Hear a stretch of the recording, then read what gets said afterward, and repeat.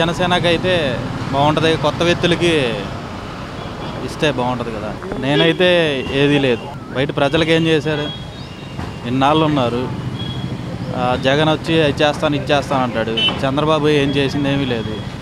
ఇక్కడ డెవలప్మెంట్ అనేది ఏమీ లేదు. అయితే అన్నీ తాత్కాలికంగానే ఉన్నాయి. ఆయన మంచి పనులు చేస్తాడా చేయడా అనేది విషయం పక్కన పెట్టేస్తే, ముందు అనేది కొత్త వ్యక్తికి అనేది ఒకసారి చూస్తే ఈయన కూడా ఎలా ఉంటుంది అనేది అభిప్రాయం. మనకి ఉన్న ఈ నవాంధ్ర రాజధానిలో ఇప్పుడు ప్రెసిడెంట్ మనకి లోడ్ బడ్జెట్ ఉన్నా కూడా చంద్రబాబు నాయుడు గారు చాలా బాగా అభివృద్ధి చేశారు.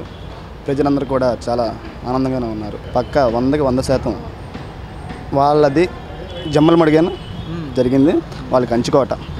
వాళ్ళ దగ్గరికి మనం వెళ్ళి చేయాల్సిన అవసరం ఏముంది? తెలుగుదేశం ప్రభుత్వానికి అంత అవకాశం ఏముంది? మీరు చెప్పండి ఒకసారి. ఇది అంతా కూడా ఒక రాజకీయ కుట్ర. చంద్రబాబు నాయుడు గారి మీద వేసిన ఒక అబ్బండం అంతే తప్ప చంద్రబాబు నాయుడుకి అంత నీచ రాజకీయాలు అవసరం లేదు. అమరావతి అని కాకుండా ప్రజలందరికీ కూడా అన్ని రకాల పథకాలు వర్తిస్తున్నాయి. మహిళలకి పసుపు కానుక అయినా సరే, తర్వాత ఉద్యోగులకి, చదువుకున్న వాళ్ళకి నిరుద్యోగ కానివ్వండి, చేతి వృత్తి వాళ్ళకి ఆదరణ పథకం ద్వారా పథకాలు ఇవ్వడమే కానీ, అలాగే లోన్లే కానీ ప్రభుత్వం బాగా చేస్తుంది. నా అభిప్రాయం అయితే బాగా ఎత్తిన ఇది తప్ప క్లీన్ చిట్ వస్తుంది కూడా చంద్రబాబు నాయుడు గారే వస్తారు.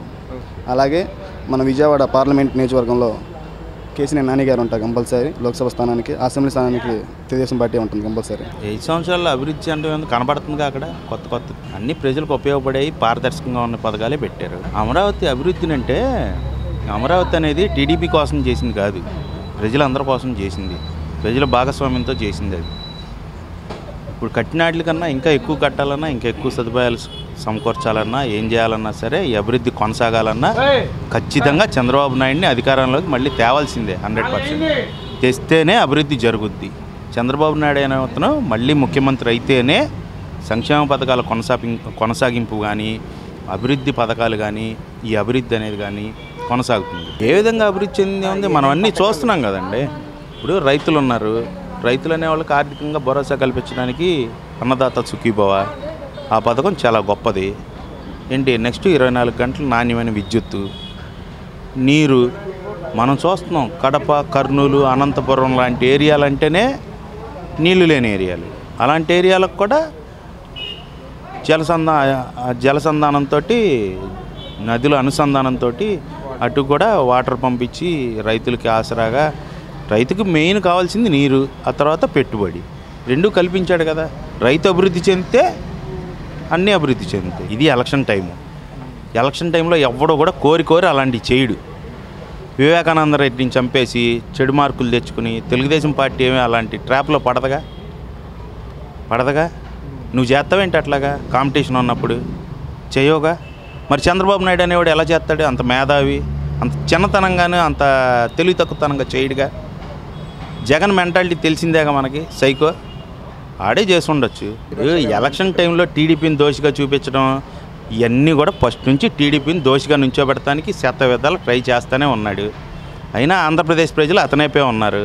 అభివృద్ధి కొనసాగాలనే కోరుకుంటున్నారు. జగన్ అనే అతని మెంటాలిటీ ఫస్ట్ నుంచి మనం చూస్తూనే ఉన్నాం కదా. అతను ఎలాంటి కాంట్రవర్సీ మెంటాలిటీ గలడు, అంత క్రూయల్ మెంటాలిటీ గలడు. ఇవన్నీ ప్రజలు నమ్మే పరిస్థితులు అయితే లేరండి. వాళ్ళకి కావాల్సింది ఒకటే, భరోసా, బతకడానికి, రాష్ట్రానికి అభివృద్ధి, మా భవిష్యత్తుకి బాసట. ఇవన్నీ చేయగలిగినట్టు చంద్రబాబు నాయుడు అని ఖచ్చితంగా నమ్ముతున్నారు ప్రజలు.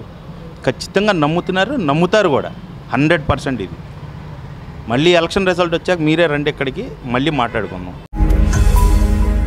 ఈ వీడియో గనుక మీకు నచ్చినట్లయితే లైక్ చేయండి, షేర్ చేయండి. మరిన్ని వీడియోస్ కోసం మా ఛానల్ను సబ్స్క్రైబ్ చేయండి.